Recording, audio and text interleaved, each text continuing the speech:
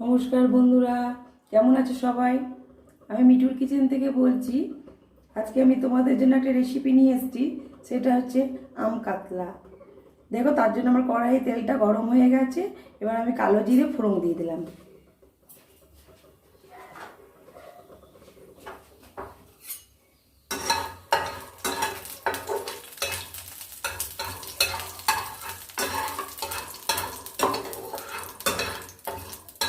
এত গরমে টক খেতে সবারই মন চাইছে, তাই আমি ভাবলাম এইভাবে একবার করে দেখি।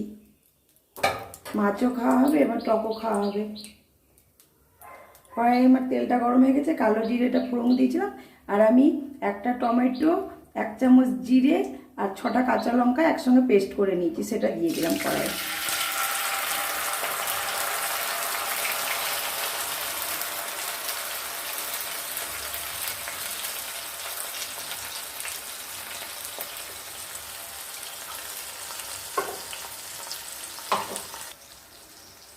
ওতে হলুদ গুঁড়ো দিয়ে দিলাম বন্ধুরা।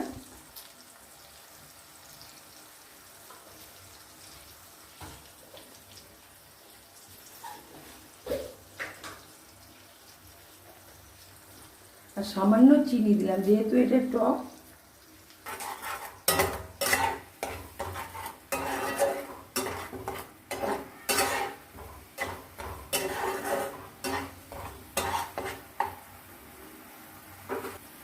আমি একটা আমকে পিস পিস করে কেটে হালকা ভাপিয়ে রেখেছিলাম, সেটা দিয়ে দিলাম।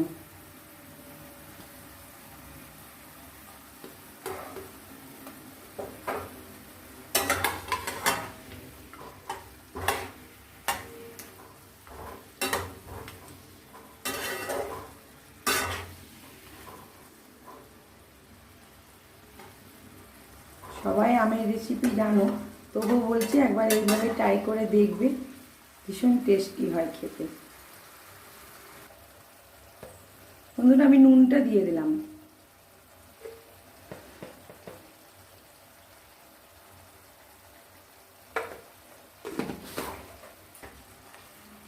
এটা খুব চটজলদি রেসিপি বন্ধুরা, এবং খেতেও ভীষণ টেস্টি। মুখের স্বাদটা চেঞ্জ হয়ে যায়।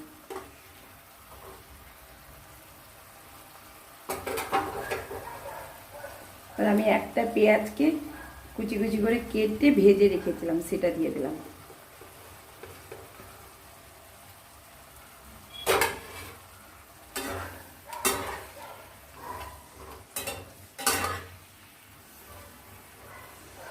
এবার আমি 2 মিনিট চাপা দিয়ে রাখবো বন্ধুরা এটা।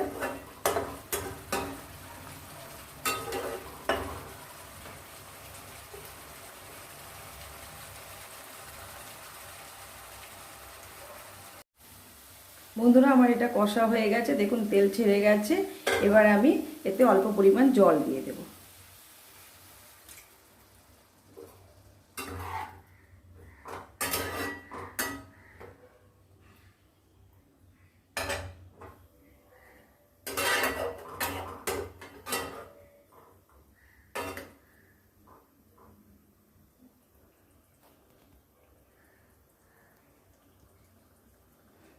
জল দিয়ে দিলাম, এটা ফুটে উঠলে মাছ দিয়ে নামিয়ে নেব বন্ধুরা।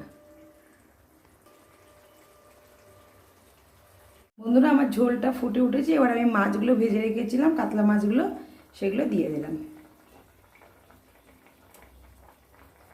দারুণ কালার এসেছে দেখুন বন্ধুরা। আমার এটা হয়ে গেছে, এবার এটা আমি নামিয়ে নেব।